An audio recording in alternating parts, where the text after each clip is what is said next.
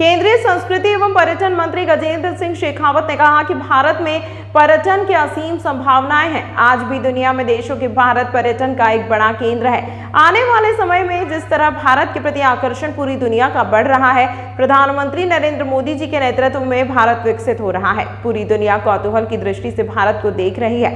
भारत दुनिया का सबसे बड़ा टूरिज्म मार्केट और डेस्टिनेशन बनने जा रहा है।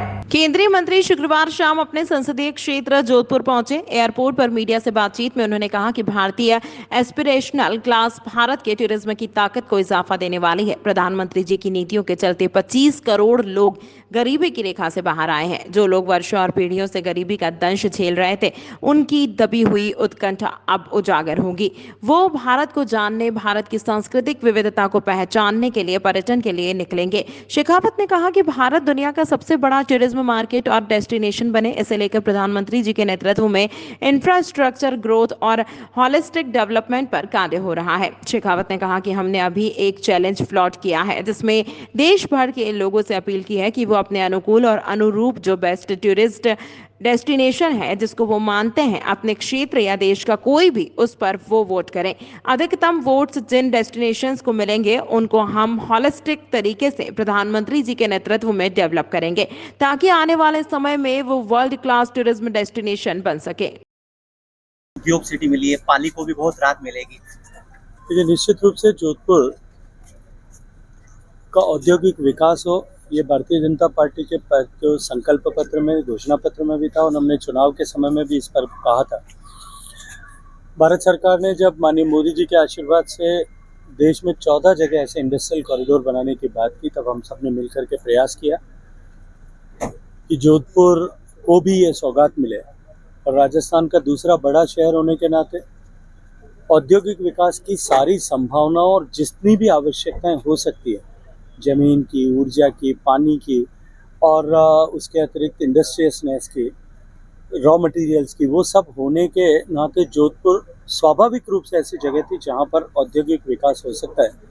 मैं माननीय मोदी जी का धन्यवाद करता हूं और राजस्थान सरकार के सम्माननीय मुख्यमंत्री जी का भी अभिनंदन करता हूं कि उन्होंने इस सफलता के लिए, ये जोधपुर को आशीर्वाद मिल सके, इसके लिए पूरी तरह से हमारा सहयोग है। उपचुनाव भी अभी तो मुझे लगता है थोड़ा समय है, अभी हरियाणा के चुनाव हो जाने दीजिए, उपचुनाव की घोषणा होने दीजिए। भारतीय जनता पार्टी केवल एक चुनाव के लिए तैयारी करके और चुनाव में लड़ने वाला दल नहीं है। भारतीय जनता पार्टी वर्ष पर्यंत 5 साल निरंतर कार्यकर्ताओं की शक्ति का सृजन करने के लिए काम करती है।